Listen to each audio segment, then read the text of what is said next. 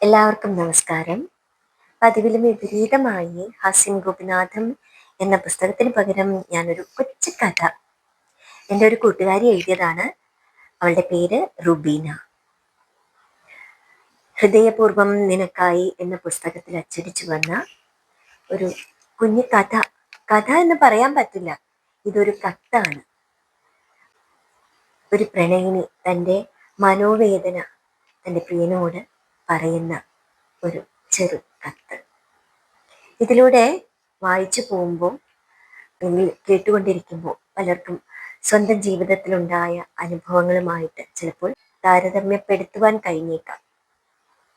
അത്ര മനോഹരമായിട്ടാണ് അവള് ആ കത്ത്, തൻ്റെ വേദന അതിലൂടെ എഴുതിയിരിക്കുന്നത്. കേട്ടു നോക്കൂ. വായനയിലേക്ക്. കത്ത് തുടങ്ങുന്നത് ഇങ്ങനെ: പ്രിയപ്പെട്ട അപ്പു, ഹൃദയതാളത്തിനൊപ്പം എൻ്റെ അകതാരിൽ ഉയരുന്ന മന്ത്രമായി എനിക്കൊപ്പം എപ്പോഴും നിന്റെ രൂപം നിലകൊള്ളുന്നത് നീ അറിയുന്നില്ല എന്ന് നടിക്കുന്നത് കേവലം ഒരു ഒളിച്ചോട്ടമായിട്ട് എനിക്ക് കാണുവാൻ കഴിയുന്നുള്ളൂ. അതിനാലാണ് നിനക്കിങ്ങനെ ഒരു കത്തെഴുതാൻ എന്നെ പ്രേരിപ്പിച്ചത്. നീലക്കടലിലെ തിരമാലകൾ എന്ന പോലെ നിന്റെ വാക്കുകളുടെ പ്രവാഹമാണ് എന്നെ നിന്നിലേക്ക് അടുപ്പിച്ചത്. എന്നാൽ കാലം പോകവേ അതും എൻ്റെ കുറ്റമായി നീ കണ്ടു. ഈ നീണ്ട കാലയളവിൽ ഞാൻ നിന്റെ തിരിച്ചുവരവിനായി കാത്തിരിക്കുന്നു. ഓരോ പ്രാവശ്യവും നിന്റെ അവഗണനയാൽ മുറിവേൽക്കപ്പെടുന്ന എൻ്റെ മനസ്സിൻ്റെ വേദന മറന്ന് ഞാൻ പിന്നെയും പിറകെ വരുന്നത് എനിക്ക് ആത്മാഭിമാനം ഇല്ലാതെയാണെന്ന് നീ കരുതിയെങ്കിൽ നിനക്ക് തെറ്റി എൻ്റെ പ്രിയ സുഹൃത്തെ. ഏകാന്തത, ഒറ്റപ്പെടൽ, നിന്റെ മനസ്സിലേൽപ്പിച്ച മുറിവുകളിൽ നിന്നും നിനക്കുണ്ടായിട്ടുള്ള മാനസിക പ്രശ്നങ്ങൾ, അത് മനസ്സിലാക്കിയത് ഈ ലോകത്ത് ഞാൻ മാത്രമേ ഉള്ളൂ എന്ന് എനിക്കും എന്നെപ്പോലെ നിനക്കും അറിയാം. ആ ഒറ്റ കാരണം കൊണ്ട് തന്നെയാണ് എന്നെ നീ വെറുക്കുന്നതിൻ്റെ എത്രയോ ഇരട്ടിയായി നിന്നെ എൻ്റെ ഹൃദയത്തിൽ ഞാൻ ചേർത്തു വച്ചത്. അല്ലാതെ നീ കരുതുന്നത് പോലെ പണമോ പ്രതാപമോ നിന്റെ സൗന്ദര്യമോ ഒന്നുമല്ല അതിന് കാരണം. സൗന്ദര്യത്തിന്റെ കാര്യം പറഞ്ഞപ്പോഴാണ് നമ്മുടെ ഇടയിൽ അതിന് വലിയ പ്രാധാന്യമാണ് നീ നൽകിയിരിക്കുന്നത് എന്ന കാര്യം ഞാൻ വിസ്മരിച്ചത്. അല്ല, അതിലേക്ക് തന്നെയാണ് ഞാൻ വരുന്നത്. നമ്മൾ അടുത്ത സുഹൃത്തുക്കൾ ആവുന്നതിന് മുമ്പ് നിന്റെ വിളികളിൽ നീ പറയുന്ന ഒരു കാര്യമുണ്ടായിരുന്നു: ഒത്തിരി രാജ്യങ്ങളും ആളുകളെയും എല്ലാം കണ്ടതുകൊണ്ട് മനുഷ്യരെ മനസ്സിലാക്കുവാൻ നിനക്ക് കഴിയുമെന്ന്.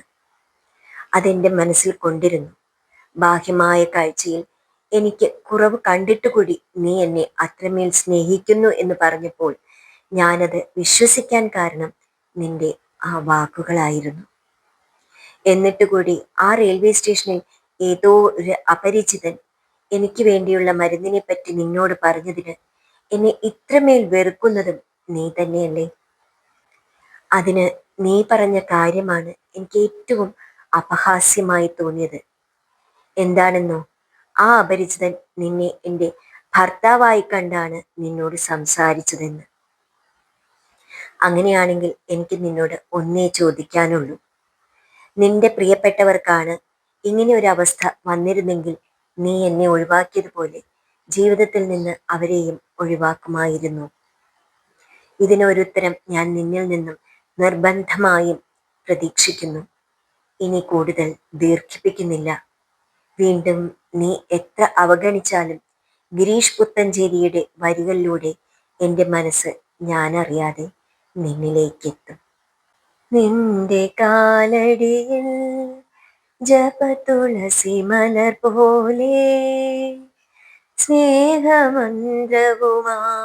ഞാൻ പൂത്തു നിന്നിടാം എന്ന ആ മനോഹരമായ 2 വരി ഗാനത്തിലൂടെയാണ് അവള് ആ കത്ത് അവസാനിപ്പിക്കുന്നത്. എന്ന് സ്നേഹത്തോടെ നിന്റെ എന്ന് ഞാൻ വിശ്വസിക്കുന്ന കണ്ണൻ. മനോഹരമായ ഒരു കത്തായിട്ട് എനിക്ക് തോന്നി. അവളുടെ വേദന എല്ലാം അതിലൂടെ പ്രകടമാകുന്നുണ്ട്. അതുകൊണ്ടാണ് എനിക്ക് എൻ്റെ ശബ്ദത്തിലൂടെ അതൊന്ന് വായിക്കാനൊരു ആഗ്രഹം തോന്നിയത്. അവൾക്ക് അത് വായിച്ചു കേൾക്കാൻ അതിലേറെ ആഗ്രഹം പറഞ്ഞിരുന്നു. അഭിപ്രായം പറയുമല്ലോ. നന്ദി, നമസ്കാരം.